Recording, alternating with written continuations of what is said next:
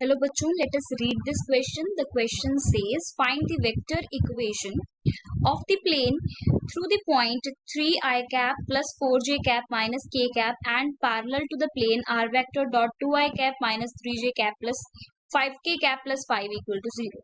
Now see what is the key concept here. The key concept is अगर आपको मान लीजिए आपको एक प्लेन की इक्वेशन गिवन है r vector dot n vector plus d1 equal to 0.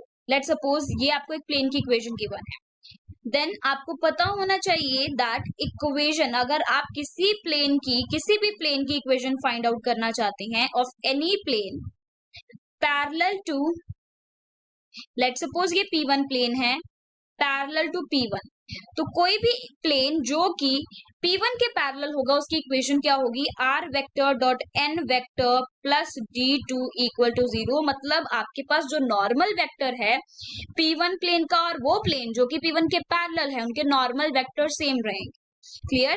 That means the direction ratios of the normal vectors, दोनों planes की जो डायरेक्शन रेशियोज है नॉर्मल वेक्टर के वो प्रोपोर्शनल है, right? That is by n vector क्या है आपके पास यहाँ पर नॉर्मल वेक्टर सेम रहेगा, लेकिन ये जो d1 कांस्टेंट है ये चेंज हो जाएगा, है ना? This will become equals to d2. ये d2 कोई और कांस्टेंट होगा आपके पास यहाँ पर आएगा.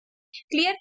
So this is the key concept. Question में आते हैं. क्वेश्चन में आपको एक प्लेन की इक्वेशन पूछी है वेक्टर फॉर्म में जो कि पैरेलल है गिवन प्लेन के. सो सबसे पहले हम लिख लेते हैं कि गिवन प्लेन की इक्वेशन क्या है. गिवन प्लेन की इक्वेशन है r vector dot 2i cap minus 3j cap plus 5k cap plus of 5 equal to 0. यही है गिवन प्लेन की इक्वेशन. नाउ अब हमने ये जो कॉन्सेप्ट है, ये जो लॉजिक हमने अभी लिखा है ऊपर फॉर्मूला कि कोई भी प्लेन अगर पैरेलल होगा गिवन प्लेन के तो उसकी इक्वेशन में n वेक्टर सेम रहता है. तो दैट मीन्स अगर यहां पर मैं लिखूं equation of required plane, equation of required plane, तो वो क्या आ जाएगी आपके पास r vector dot n vector same रहेगा, that is 2i cap minus 3j cap minus 5k cap plus d1 या d लिख लेते हैं यहाँ पर. मतलब यहाँ पर 5 नहीं रहेगा, जो कांस्टेंट टर्म होगी वो चेंज हो जाएगी एंड ये आपके पास रिक्वायर्ड प्लेन की इक्वेशन आ गई. लेकिन हमें गिवन है कि जो पॉइंट है आपके पास जो प्लेन है बेसिकली वो एक पॉइंट से पास कर रहा है जिस पॉइंट का पोजीशन वेक्टर आपको दिया है that is 3i cap plus 4j cap minus k cap.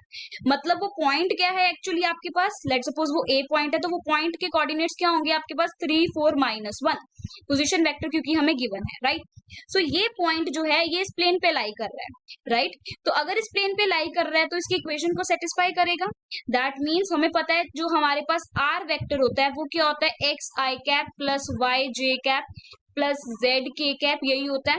तो यहाँ पर r वेक्टर क्या आ जाएगा, पॉइंट क्या है 3 4 माइनस 1, तो 3i cap 4j cap minus of k cap, ये आपके पास r वेक्टर की वैल्यू आ जाएगी. r वेक्टर की वैल्यू आप इस इक्वेशन में मान लीजिए दिस इज फर्स्ट इक्वेशन, इस फर्स्ट इक्वेशन में सब्स्टिट्यूट करेंगे so you will get 3i cap plus 4j cap minus of k cap. इसका डॉट प्रोडक्ट किसके साथ, n वेक्टर आपके पास क्या है, n वेक्टर है आपके पास 2i cap minus of 3j cap plus of 5k cap plus d equal to 0. यही इक्वेशन है.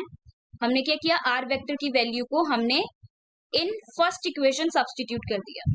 ठीक है, put the value of r vector which is this in first equation. So हमें ये मिला, राइट? तो अब इसका डॉट प्रोडक्ट करते हैं. So we will get here, हमें क्या मिलेगा, 3 into 2 is 6, so 6 minus 12 minus of 5 plus of d equal to 0. So d की वैल्यू यहां से आ गई 11. d की वैल्यू कितनी आई, d की वैल्यू आई 11. अब d की वैल्यू जो 11 है उसको दोबारा से इस फर्स्ट इक्वेशन में पुट करेंगे तो हमें रिक्वायर्ड इक्वेशन मिल जाएगी. सो वी विल गेट, हमें क्या मिल रहा है, r vector dot 2i cap minus 3j cap plus 5k cap plus d की वैल्यू कितनी है हमारे पास 11, सो प्लस 11 इक्वल टू 0. और यही आपके पास रिक्वायर्ड इक्वेशन होगी. So your final answer is the required equation of the plane is r vector dot 2i cap minus 3j cap plus 5k cap plus 11 equal to 0. Hope you understood the explanation of this question. Thank you and best of luck.